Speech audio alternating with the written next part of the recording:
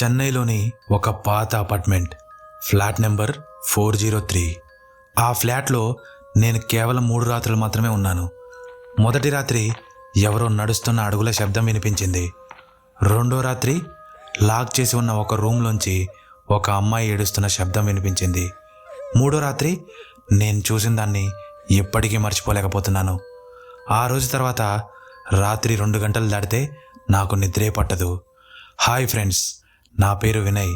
నేనిప్పుడు చెప్పబోయేది నా జీవితంలో నిజంగా జరిగిన అత్యంత భయంకరమైన సంఘటన. వీడియో లాస్ట్ వరకు చూసి ఏం జరిగిందో తెలుసుకోండి.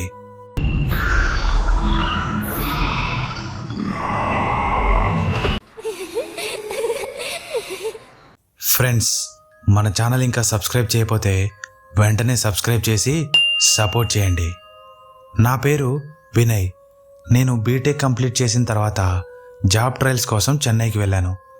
మా కాలేజీలో నాతో కలిసి చదివిన కొంతమంది ఫ్రెండ్స్ అప్పటికే అక్కడ ఒక ఐటీ కంపెనీలో డెవలపర్స్గా పనిచేస్తున్నారు. వాళ్ళ రిఫరల్ ద్వారా నేను అదే కంపెనీలో ఇంటర్వ్యూ అటెండ్ చేశాను. అదృష్టవశాత్తు ఇంటర్వ్యూలో సెలెక్ట్ అయ్యాను. నా కెరీర్లో మొదటి జాబ్, మొదటి జీతం, మొత్తం జీవితమే కొత్తగా మొదలవుతున్న ఫీలింగ్. జాయిన్ అయిన మొదటి కొన్ని రోజులు మా కాలేజీ మేట్ రూమ్లోనే ఉండేవాడిని. అతను నాకు చాలా క్లోజ్ ఫ్రెండ్. కానీ అతను లవ్ మ్యారేజ్ చేసుకున్నాడు.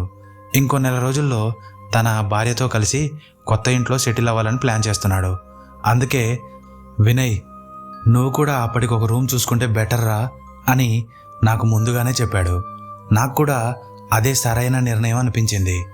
ప్రతిరోజు ఆఫీస్ అయిపోయాక బ్రోకర్స్కి ఫోన్ చేయడం, OLX, హౌసింగ్, మ్యాజిక్ బ్రిక్స్ లాంటి యాప్స్లో వెతకడం చేశాను.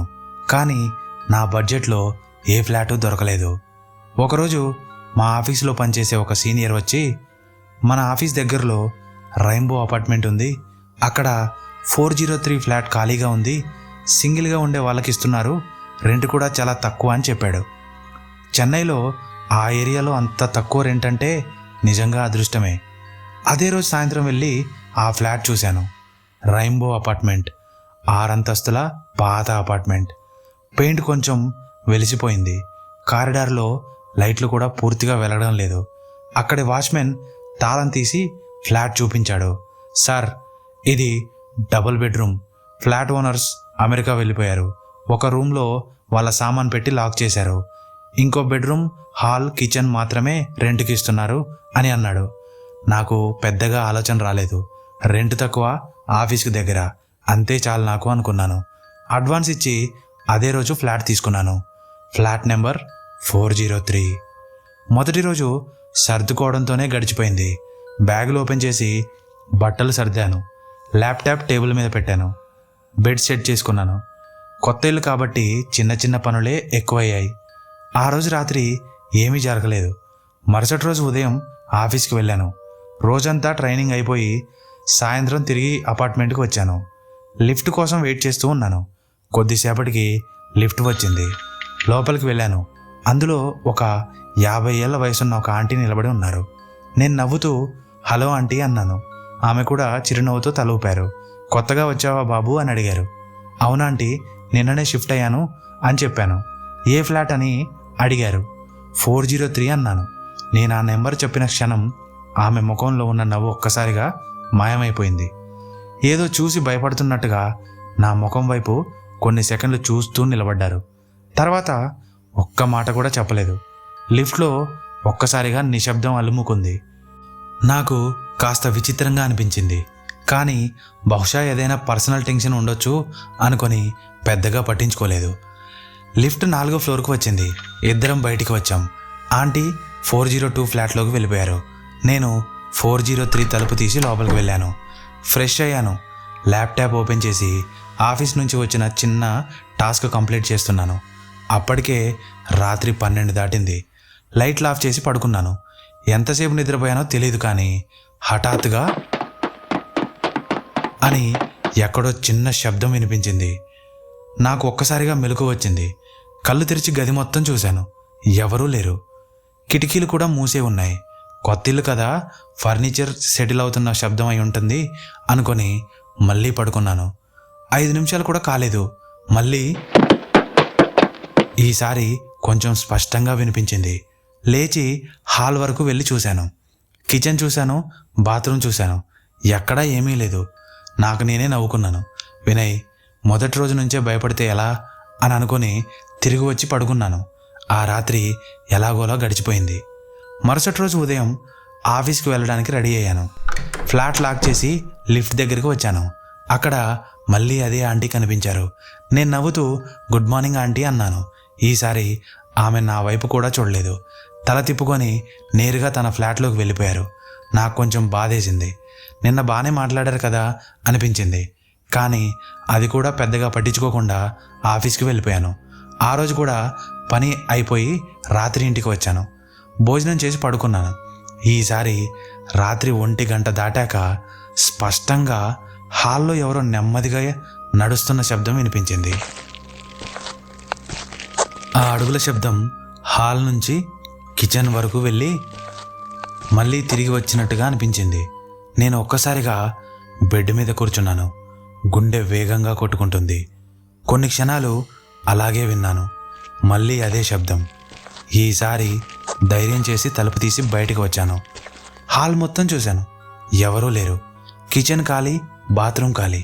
మెయిన్ డోర్ లోపల నుంచే లాక్ అయి ఉంది. అయితే ఆ అడుగుల శబ్దం ఎవరిది? నా ఒంట్లో ఒక్కసారిగా చలిపాకింది.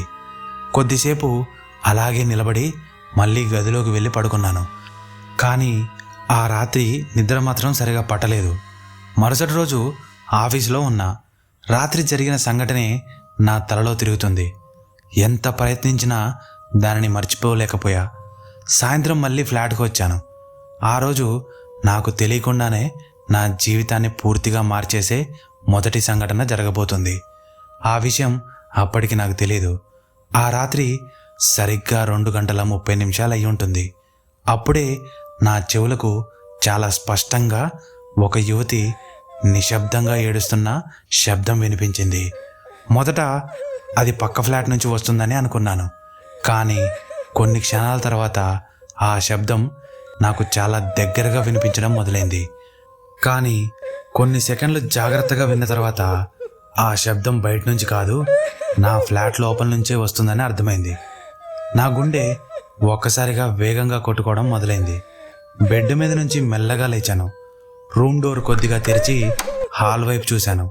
హాల్ మొత్తం చీకటిగా ఉంది. బాల్కనీ కర్టెన్ గాలి వల్ల నెమ్మదిగా కదులుతోంది. ఆ ఏడుపు మాత్రం ఆగడం లేదు. ఇప్పుడు నాకు స్పష్టంగా వినిపిస్తుంది. ఆ శబ్దం ఓనర్స్ లాక్ చేసి ఉంచిన 2వ బెడ్రూమ్ నుంచే వస్తుంది. నేను ఒక్క క్షణం అక్కడే నిలబడ్డాను. లోపల ఎవరైనా ఉన్నారా అనే ఆలోచన నాలో వచ్చింది. కానీ అది ఎలా సాధ్యం? ఆ రూమ్ తాళం వేసి ఉంది. అందులో ఎవరూ ఉండరు. ధైర్యం చేసి మెల్లగా ఆ డోర్ దగ్గరికి వెళ్ళాను. చెవి తలుపు కానించి విన్నాను. లోపల ఒక అమ్మాయి వెక్కి వెక్కి ఏడుస్తున్న శబ్దం చాలా స్పష్టంగా వినిపిస్తోంది. ఆ ఏడుపు వింటుంటే ఎవరో చాలా బాధతో చివరిసారి ఏడుస్తున్నట్టుగా అనిపించింది. నాకు ఒళ్ళు జలధరించింది. కానీ ఎవరైనా అమ్మాయి ఆ క్లోజ్ చేసిన రూమ్లో ఎందుకుంటుంది అని అనుకున్నాను.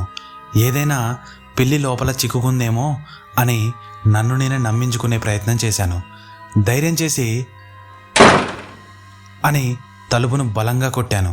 అంతే, ఆ ఏడుపు ఒక్కసారిగా ఆగిపోయింది. పూర్తి నిశ్శబ్దం. ఆ నిశ్శబ్దమే నాకు ఇంకా భయంగా అనిపించింది. కొన్ని క్షణాలు అక్కడే నిలబడి విన్నాను. ఏ శబ్దమూ లేదు. పిల్లే అయి ఉంటుంది అనుకొని మళ్ళీ వెళ్ళి నా బెడ్రూమ్లో పడుకున్నాను.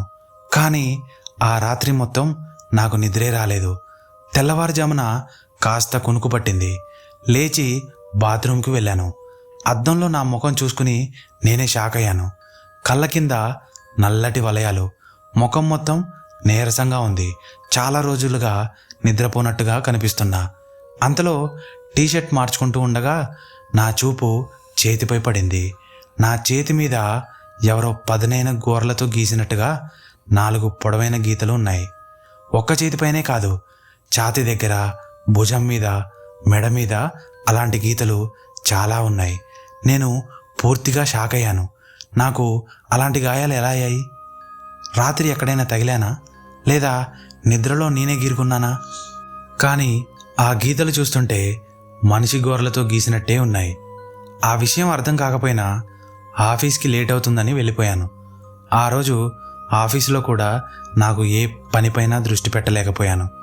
కోడింగ్ చేస్తున్న మనసంతా నిన్న రాత్రి జరిగిన సంఘటనల దగ్గరే ఉంది. నా టీం లీడ్ కూడా వినయ్ ఆర్ యు ఓకే అని 2 సార్లు అడిగాడు. నేను నిద్ర సరిగ్గా లేదు సార్ అని చెప్పి తప్పించుకున్నాను. సాయంత్రం ఇంటికి వస్తున్నప్పటికీ నాకు ఫ్లాట్కి వెళ్ళాలని ఇష్టం లేదు, కానీ వెళ్ళక తప్పదు. లిఫ్ట్ దగ్గరకు వెళ్ళాను. ఈసారి మళ్ళీ అదే 402 ఫ్లాట్ ఆంటీ కనిపించారు. నేను నవ్వుతూ హాయ్ ఆంటీ అన్నాను. ఆమె మళ్ళీ తల తిప్పుకున్నారు. ఈసారి నాకు కోపం వచ్చింది.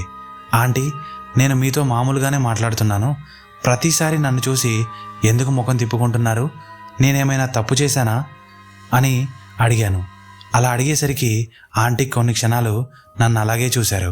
ఆ తర్వాత నెమ్మదిగా అన్నారు, లేదు బాబు, నీ మీద నాకు కోపం లేదు అని అన్నారు.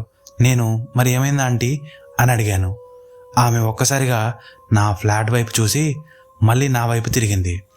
నువ్వు ఉండే ఆ ఫ్లాట్ వల్లే నీతో మాట్లాడడానికి నాకు భయంగా ఉంది అన్నారు. ఆ మాట విన్న వెంటనే నా గుండె ఒక్కసారిగా బలంగా కొట్టుకుంది. అంటే ఏంటంటీ అని అడిగాను. ఆమె లిఫ్ట్లో నుంచి బయటకు వచ్చి కారిడార్లో నిలబడ్డారు. కొన్ని క్షణాలు మౌనంగా ఉన్నారు. ఆ తర్వాత నెమ్మదిగా చెప్పడం ప్రారంభించారు. ఈ ఫ్లాట్లో ముందు ఓనర్స్ ఉండేవాళ్ళు. వాళ్ళకి ఒక కొడుకు, ఒక కూతురు. కొడుకు అమెరికాలో జాబ్ చేసి అక్కడే సెటిల్ అయ్యాడు. కూతురు మాత్రం ఇక్కడే ఒక సాఫ్ట్వేర్ కంపెనీలో పనిచేసేది. చాలా మంచి అమ్మాయి. ఎవరితోనూ ఎక్కువగా మాట్లాడేది కాదు. ఎప్పుడూ నవ్వుతూనే కనిపించేది. కానీ ఒకరోజు ఎవరూ ఊహించని పని చేసింది. నేను నిశ్శబ్దంగా వింటున్నా. ఆంటీ గొంతు కొద్దిగా వణికింది. ఏమైంది ఆంటీ, చెప్పండి అని అడిగాను. ఒకరోజు ఆ అమ్మాయి ఎంతసేపటికి తన బెడ్రూమ్లోంచి బయటికి రాకపోవడంతో వాళ్ళ నాన్న తలుపులు పలగొట్టాడు. ఆమె అప్పటికే తన రూమ్లో ఊరేసుకొని చనిపోయింది. ఆ మాట విన్న వెంటనే నా ఒంట్లో చలి పెరిగింది. ఆంటీ ఇంకా చెబుతూనే ఉన్నారు. ఎందుకు చనిపోయిందో ఎవరికీ తెలియదు. పోలీసులు వచ్చారు, కేసు కూడా మూసివేశారు. కానీ తల్లిదండ్రులు మాత్రం ఆ షాక్ నుంచి బయటికి రాలేకపోయారు. అమెరికాలో ఉండే వాళ్ళ కొడుకు దగ్గరికి వెళ్ళిపోయారు. కానీ ఆ రోజు నుంచి ఆ ఇంట్లో ఏదో మారిపోయింది. నేను ఒక్క మాట కూడా మాట్లాడలేదు. ఆమె నెమ్మదిగా కొనసాగించారు. రాత్రి 12 దాటితే ఆ అమ్మాయి ఏడుస్తున్న శబ్దం వినిపించేది. కొన్నిసార్లు ఫర్నిచర్ కదిలిన శబ్దాలు, కొన్నిసార్లు తలుపులు వాటంతట అవే తెరుచుకునేవి. మొదట్లో ఎవరూ నమ్మలేదు. కానీ ఒక్కో ఫ్యామిలీ వచ్చి కొన్ని రోజుల్లోనే ఇల్లు ఖాళీ చేసి వెళ్ళిపోయేవారు. అప్పటి నుంచి ఆ ఫ్లాట్లో ఎక్కువ కాలం ఎవరూ ఉండలేదు అని చెప్పారు. అది విన్నాక నేనేమీ మాట్లాడలేకపోయాను. అంతలో అని ఆంటీ వాళ్ళ డోర్ ఓపెన్ అయింది. లోపల నుంచి అంకుల్ డోర్ తీశారు. ఆంటీ జాగ్రత్త బాబు అని చెప్పి వెళ్ళిపోయారు. నేను మాత్రం అక్కడే కొన్ని క్షణాలు నిలబడి ఉండిపోయాను. ఆ రాత్రి ఆంటీ చెప్పిన మాటలే నా తలలో తిరుగుతున్నాయి. లైట్ ఆఫ్ చేయాలన్నా భయం, ఆన్లో ఉంచాలన్నా భయం. చివరికి బెడ్రూమ్ లైట్ మాత్రమే ఆన్ చేసి పడుకున్నాను. నిద్ర రావడం లేదు. ఫోన్లో టైం చూసా. రాత్రి 1 గంట అవుతుంది. అప్పుడే కిచెన్ వైపు నుంచి అని నీళ్లు కారుతున్న శబ్దం వినిపించింది. నేను లేచి కిచెన్కి వెళ్ళాను. సింక్ ట్యాప్ నుంచి నీళ్ళ చుక్కలుగా పడుతూ ఉన్నాయి. నేను ట్యాప్ గట్టిగా బిగించాను. శబ్దం ఆగిపోయింది. తిరిగి బెడ్రూమ్ వైపు నడుస్తున్నాను. అప్పుడే నా వెనకాల ఎవరో నెమ్మదిగా నడుస్తున్న అడుగుల శబ్దం వినిపించింది. నా గుండె ఒక్కసారిగా ఆగిపోయినట్టయింది. వెంటనే వెనక్కి తిరిగి చూశాను. ఎవరూ లేరు. నేను ఒక్క క్షణం కూడా అక్కడ నిలబడకుండా పరిగెత్తి బెడ్రూమ్లోకి వెళ్ళి తలుపు వేసుకున్నాను. 2 నిమిషాలు కూడా కాలేదు అని నా బెడ్రూమ్ తలుపు నెమ్మదిగా దానంతట అదే తెరుచుకోవడం మొదలైంది. నా శరీరం మొత్తం వణికిపోతుంది. కానీ తలుపు దగ్గర మాత్రం ఎవరూ లేరు. నేను ఆశ్చర్యంగా చూస్తుండగా ఎదురుగా ఉన్న అద్దంలో మాత్రం తలుపు పక్కనే పొడవాటి జుట్టుతో తెల్లటి డ్రెస్ వేసుకున్న ఒక అమ్మాయి నిలబడి ఉంది. ఆమె ముఖం స్పష్టంగా కనిపించడం లేదు. జుట్టంతా ముఖం మీద పడిపోయి ఉంది. నా శ్వాస ఆగిపోయినట్టయింది. భయంతో కళ్ళను బిగించి మూసుకున్నాను. మళ్ళీ తెరిచి చూసా. ఈసారి అద్దంలో ఎవరూ లేరు. ఇది నా భ్రమే అని అనుకున్నా. నెమ్మదిగా తలుపు వైపు చూసా. కానీ ఈసారి అద్దంలో కాదు, నిజంగానే ఆ తలుపు బయట అదే అమ్మాయి నిలబడి ఉంది. కొన్ని సెకండ్లు నేరుగా నా కళ్ళలోకే చూస్తూ నెమ్మదిగా తలుపును బయట నుంచి మూసేసింది. ఆ శబ్దం వినిపించిన క్షణంలో నా శరీరం మొత్తం వణికిపోయింది. గుండె చప్పుడు నాకు స్పష్టంగా వినిపిస్తుంది. చేతులు చెమటతో తడిసిపోయాయి. నోట మాట రావడం లేదు. ఇది నిజమా లేదా నేను ఊహించుకున్నానా భయంతో అని నాకు కూడా అర్థం కాలేదు. నేను ధైర్యం చేసి నెమ్మదిగా తలుపు దగ్గరికి వెళ్ళాను. చెవిని తలుపు కానించి విన్నాను. బయట ఎలాంటి శబ్దమూ లేదు. పూర్తిగా నిశ్శబ్దం. తలుపు తీయాలా వద్దా అనే ఆలోచనతో కొన్ని నిమిషాలు గడిచిపోయాయి. ఒకవేళ తలుపు తీసిన వెంటనే ఆ అమ్మాయి నిజంగానే బయట నిలబడి ఉంటే? ఆ ఆలోచన నా గుండె వేగాన్ని మరింత పెంచేసింది. అందుకే నేను తలుపు తీయలేదు. లోపల నుంచి లాక్ వేసి తలుపు దగ్గరే నేలపై కూర్చున్నాను. ఆ రాత్రి ఎలాగైనా తెల్లవారితే చాలు అనిపించింది. కొద్దిసేపు అలాగే కూర్చున్నాను. అప్పుడే నా బెడ్రూమ్ లోపల ఏదో కదిలినట్టుగా చిన్న శబ్దం వినిపించింది. మొదట ఎలుకేమో అనుకున్నా. నెమ్మదిగా తల తిప్పి బెడ్ వైపు చూశాను. ఆ దృశ్యం చూసిన క్షణంలో నా శరీరంలో రక్తమే గడ్డకట్టుకుపోయింది. నా బెడ్ మీద ఎవరో పడుకొని ఉన్నారు. తెల్లటి దుప్పటి పూర్తిగా కప్పుకొని నిశ్శబ్దంగా అస్సలు కదలకుండా పడుకొని ఉన్నారు. నా ఊపిరి బిగుసుకుపోయింది. నేను ఇంతకు ముందు బెడ్ మీద ఎవరిని చూడలేదే అని నా మనసులో అనిపించింది. కానీ ఇప్పుడు మాత్రం అక్కడ స్పష్టంగా ఎవరో ఉన్నారు. నా కాళ్ళు ముందుకు వెళ్ళడం లేదు. అయినా ఎంతసేపు ఇలా నిలబడతాను?